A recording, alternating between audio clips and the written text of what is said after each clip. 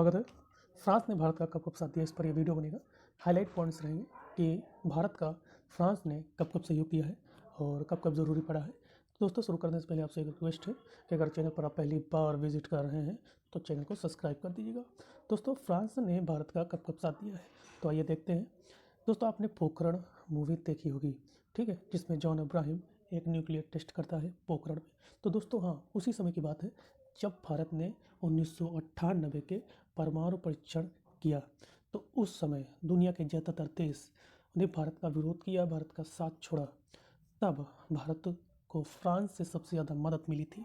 France ने उस वक्त 2 टूक शब्दों में कहा था कि एशिया में कोई देश हमारा पार्टनर है तो वह भारत है और वह उनका ही स्टैंड लेगा। दोस्तों, उसके बाद पाकिस्तान ने भी परीक्षण किया था, लेकिन पाकिस्तान पर किसी भी प्रकार का प्रतिबंध नहीं लगा और किसी ने विरोध भी नहीं किया।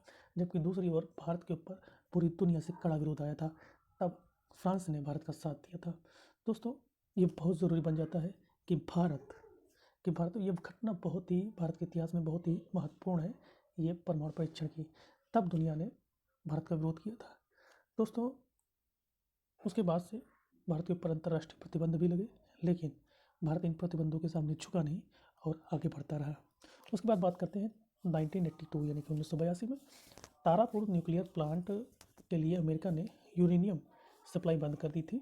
उस वक्त भारत को रूस से मदद नहीं मिली थी, या फिर रूस किसी समस्या में बिजी हुआ था, क्योंकि उस समय 1982 में संयुक्त राष्ट्र अमेरिका और यूएसएसआर के बीच उनके कई देश विभाजित हो रहे थे, अलग हो रहे थे।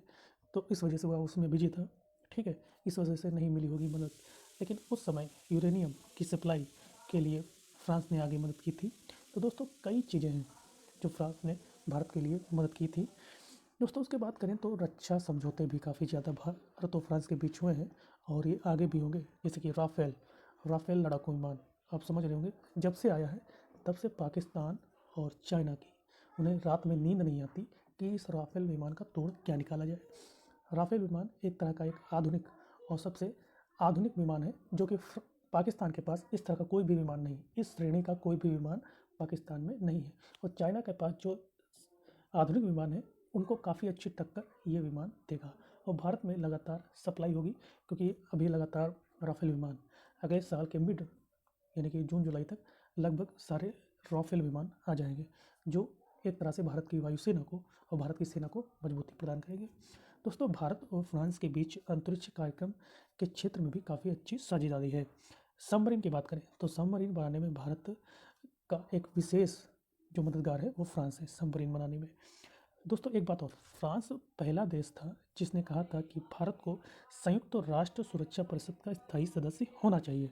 दोस्तों, पहला देश था फ्रांस जिसने कहा था कि संयुक्त राष्ट्र सुरक्षा परिषद का स्थायी सदस्य होना चाहिए। फिर उसके बाद रूस, अमेरिका और ब्रिटेन के कहने से पहले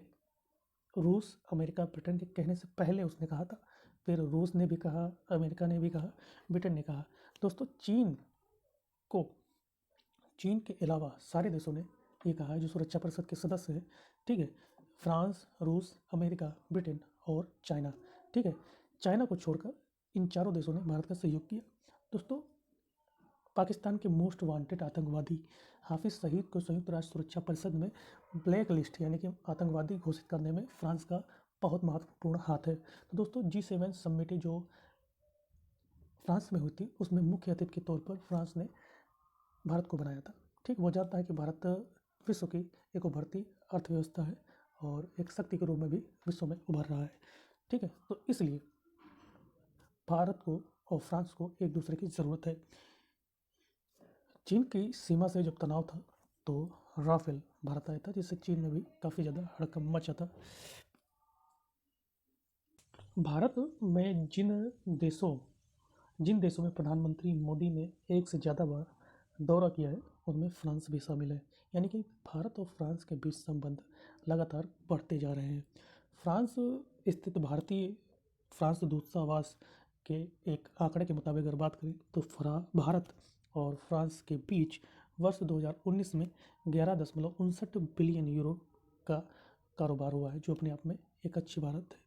भारत और फ्रांस के बीच निर्यात ज़्यादा और आयात कम है, लेकिन पिछले सालों में दोनों देशों के बीच व्यापार घाटे में लगातार कमी आ रही है। भारत जो सामान फ्रांस को निर्यात करता है उनमें कॉटन के कपड़े और ड्रेस मुख्य हैं। फ्रांस जो सामान भारत को बेचता है उनमें कीटनाशक, टीका बनाने के लिए दवाई और दूसरी तरह के मेडिकल और केमिकल सामान शामिल हैं। और भारत और फ्रांस के बीच डिफेंस डील भी काफ़ी अच्छी है। देखिए, तो एक तरह से कहा जाए कि फ्रांस एक सुपर पावर है और भारत भी एक सुपर पावर है, तो दोनों के बीच संबंध बहुत अच्छे हैं। ठीक है, यही संबंध कुछ देशों को अच्छे नहीं लग रहे हैं। तो दोस्तों, अगर आपने ये पूरा वीडियो देखा है तो प्लीज़ कमेंट के माध्यम से ज़रूर बताइएगा, क्या वर्तमान में भारत और फ्रांस के रिश्ते और भी मजबूत होंगे? तो इसका उत्तर हाँ नहीं में दीजिएगा। अगर आप भारत के अलावा, फ्रांस के अलावा कहीं अन्य देश से देख रहे हैं तो प्लीज़ कमेंट ज़रूर कीजिएगा।